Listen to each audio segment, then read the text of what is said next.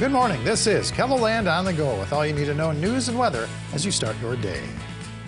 The man accused of killing 3 people and injuring 2 others at a Scotland, South Dakota home is scheduled to be back in court this week.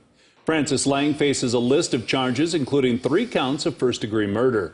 He made his initial appearance in court last week, where the judge set his bond at $2 million. A status hearing is set for tomorrow morning in Tyndall. The South Dakota Highway Patrol brought in their drone to help in a missing person search in Rapid City last night.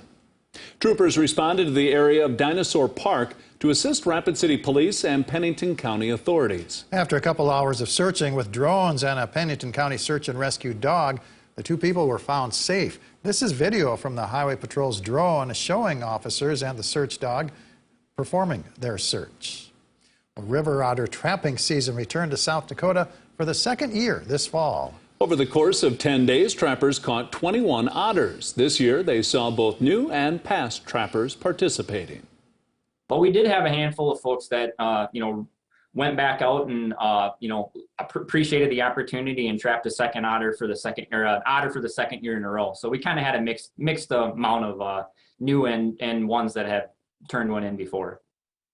Most of the otters were trapped along the Big Sioux River this year, which is where Game Fish and Parks suspect the most dense otter population is located. It was a cool and windy weekend in parts of KELOLAND. Let's see what the rest of the week has in store with meteorologist Scott Munn. Good morning, Scott. All right, good morning to you two. Looks like we are starting the week rather warm, downright mild for some of us. 70-degree weather returns today in western South Dakota, and we may see some 70s tomorrow in southeastern KELOLAND. Then we are looking at strong winds to return, and that will help bring in the cooler air. And it looks like as we do go through this week and even for the weekend, we'll have mostly dry skies. More details on the KELOLAND Live Doppler forecast with Brian coming up. Thank you, Scott.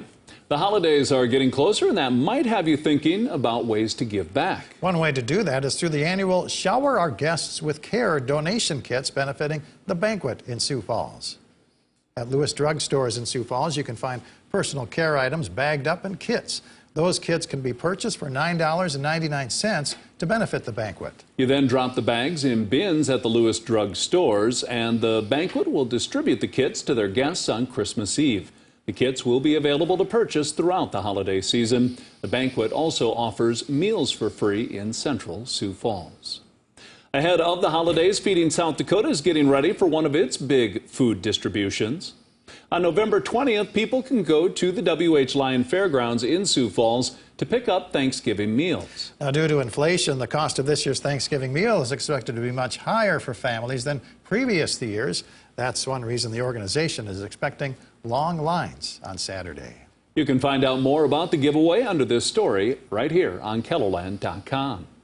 Shields is currently collecting donations for the Sanford Children's Hospital. You can purchase a special Ferris wheel token and drop it in the box at either entrance. For every token purchase, Shields will also donate a plush puppy to the Children's Hospital. The money, tokens, and plush puppies will then be donated to the Children's Hospital. It's just 21 seconds of video, but it's going viral. KELOLAND Sports Director Sean Bauer captured this Hail Mary pass from Saturday's rivalry matchup between SDSU and USD. Sean's Twitter post alone has gotten over 1,000 likes and nearly 300 retweets. It's being dubbed, by Perry anyway, the Vermilion Vermiracle. Trailing in the game, USD quarterback Carson Camp long with the Hail Mary as time expires. 57 yards. Ball batted around and it lands in the hands of Coyote Jeremiah Webb for the game-winning touchdown. 19th ranked USD knocking off number 4 rival SDSU 23-20. Amazing game. Well, our team of meteorologists has been working hard on their KELOLAND Live Doppler HD Winter Special. And tonight you can see what they've put together. You'll also learn about the varying aspects of a La Nina year, snow runoff, and its impact on drought conditions. Plus, meteorologist Scott Munn gives his prediction on how much snow we could receive in the months ahead. That's at 6:30 Central Time tonight, right here on KELOLAND TV. That is a look at some of our top stories this morning. Now let's get one last look at your weather with meteorologist Brian Karstens. Brian? Yep, that time of year for the old winter special. So, yeah, make sure you're intentional about that, too. As you look at the weather, though, the next couple of days, not too winter-like. We're actually getting a little throwback to some, well, nice fall weather here. We've got 51 today in Sioux Falls, not too bad. That's good recovery. Look at these hourly temperatures, though, for Pierre and Rapid City. Mid-60s to low 70s this afternoon. I know Marshall, Watertown, you're not quite that warm yet, but just hold on. Tomorrow, I think you'll pick up a little more momentum there. In fact, Sioux Falls, look at how the overnights, I know we're down in the 30s, but we're going to get a window of warmth here.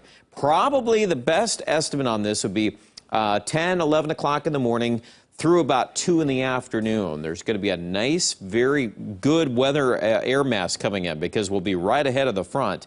Once that front sweeps through your location, you will feel it. The winds will start to pick up from the northwest. And as a result of that, the afternoon temperatures are already sliding. Not terribly cold, but 50s. You put some wind behind that, yeah, you'll feel that. And then there's actually more wind coming on Wednesday. Along with that, colder temperatures, a lot of 30s and 40s there, and you'll feel it. Here's a look at that wind forecast, by the way. Today, we're in great shape. I don't think anything too strong at all. Overnight, though, the wind picks up in Rapid City. We're going 30 to 55 on that wind there tomorrow. Sioux Falls will have a southwest wind that will switch to the northwest, and once that happens past 2 in the afternoon, then it'll be steady and it'll get a lot stronger on Wednesday. See how the weather map is painted in orange and red? And that's pretty widespread. In fact, we already have high wind watches for central and northwestern South Dakota on Wednesday. But it does look like, for the most part, it'll pass through mainly dry. 70s today, there they are, 71 in Rapid City as we end on your 7 days.